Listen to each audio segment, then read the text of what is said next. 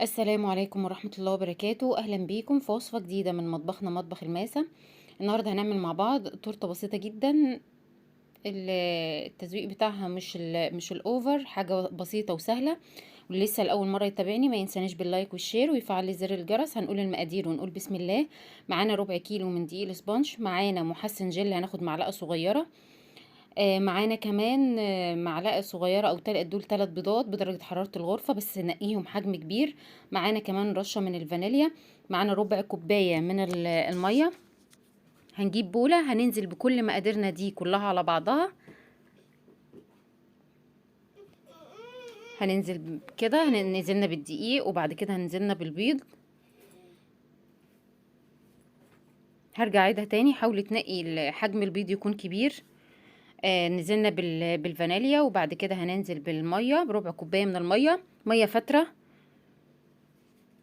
معلقة صغيرة من محسن الجل، لا بيفرق في الكيك او التورت، بيخلي ارتفاعها حلو جدا. هنبدأ نضرب كل المكونات دي حوالي 10 دقايق بالمضرب الكهرباء لحد ما لونها يفتح ويكون فيها لمعة كده، اعرفي ان انتي الكيك بتاعك اتضرب كويس جدا.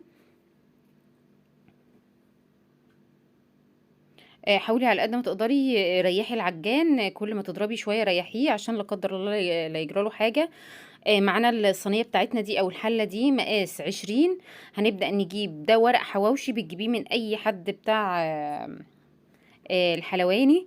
هننزل بالخليط بتاعنا. انا هعمل نص فانيليا ونص شوكولاتة.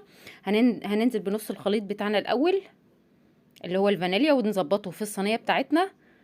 وبعد كده هنجيب معلقة من الكاكاو الخام الاسباني الغير محلى وهنقلبهم بالمضرب الكهرباء.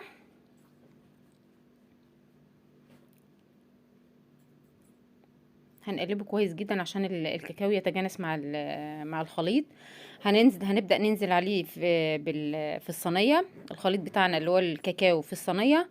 هنكون مشغلين الفرن على درجة حرارة 180. هيقعد حوالي 45 دقيقة او تبعيه حسب درجة حرارة الفرن بتاعك. هنخبطها خبطتين بس على الرخامة وبعد كده هندخلها. ده شكلها بعد ما خرجت من الفرن. جربناها بالستيك طلعت نظيفة كده، نعرف ان خلاص هي استوت معانا. هنبدأ نغطيها ونسيبها لتاني يوم. ده كان تاني يوم. ما شاء الله الورق الحواوشي او ورق الزبدة اتشال على طول. ما شاء الله شايفين لونها عامل ازاي، كانت حلوة جدا. هنبدأ بالمنشار من اقل درجة، هنبدأ نقطعها. نثبت ايدينا على الكيك ونمشي بالمنشار. هتلاقيه قطع معاكي بسهولة جدا. التورت بالذات لما تعمليها وتسيبيها لتاني يوم بيبقى قوام الكيك نفسه بيبقى حلو جدا، بيبقى سهل في التقطيع ما يتفرفتش معاكي. اللي لسه ما عملش لايك بتمنى ان يعمل لايك وينزل يحط كومنت عشان يترفع الفيديو. هنبدأ نحضر الكريمة بتاعتنا. معايا انا جبت الاول كوباية من الكريمة بس لا طلعت قليلة. هجيب ربع من الكريمة، ربع كيلو من كريم شانتيه. هنحط عليها المية بتاعتنا والسكر، تلت كوباية من السكر. بس انا هنا حركة ما تعمليهاش، انا نسيت وعملتها. اول حاجة بحط المقدار بتاعي ده كله خد معايا كوبايتين ونص تقريبا او 3 الا ربع من المية. هتحطي المية الاول وبعدين تلت كوباية سكر لو هو سكر حبيبات، وادوبهم كويس جدا عشان السكر يدوب. وبعد كده بضيف كل المكونات بتاعتي عشان ما يخرصش في السكر، ما يخرصش في الكريمه. ده زي ما قلت لك زودت الكريمه تاني وبضيف معاها معلقه اللبن البودر ومعلقه معلقه من الباستر كريم بتعزز الطعم كويس جدا. الكريمه بتبقى فعلا دسمه جدا او طعمها، لا طعمها بيبقى حلو جدا. جربي اللبن البودر والباستر كريم بتخليها حلوه جدا. ما شاء الله قوام الكريمه بتاعتنا متماسك. هنجيب البرد ونبدأ نحط عليه حتة كريم شانتيه عشان نثبت التورتة بتاعتنا.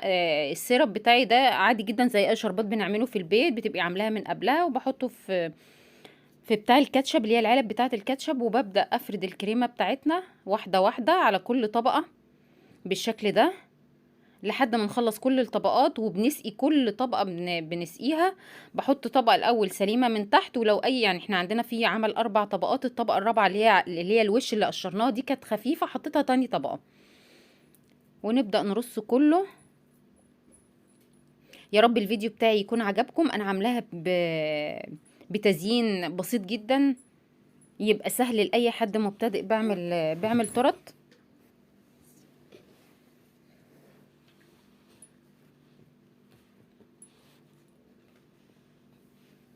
عايزاكم تدعوا كلكم لأهل غزة،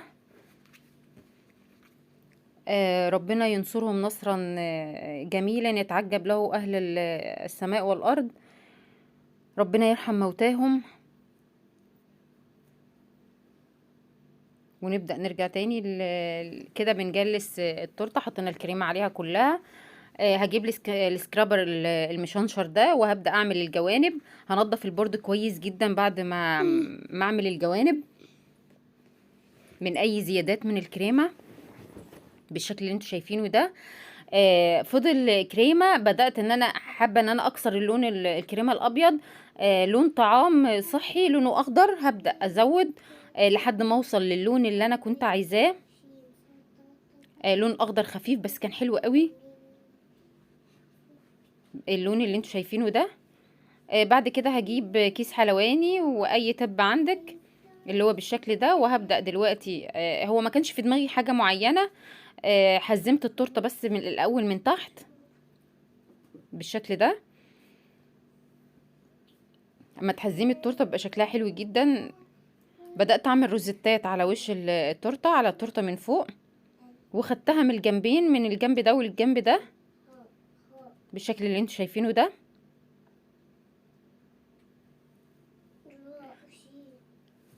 يا ريت تقولوا لي بتتابعيني من انهي بلد، وفيديوهاتي بتعجبكم ولا لا. واسفه ان انا بقالي مده ما نزلتش فيديوهات، شجعوني عشان ارجع انزل زي الاول.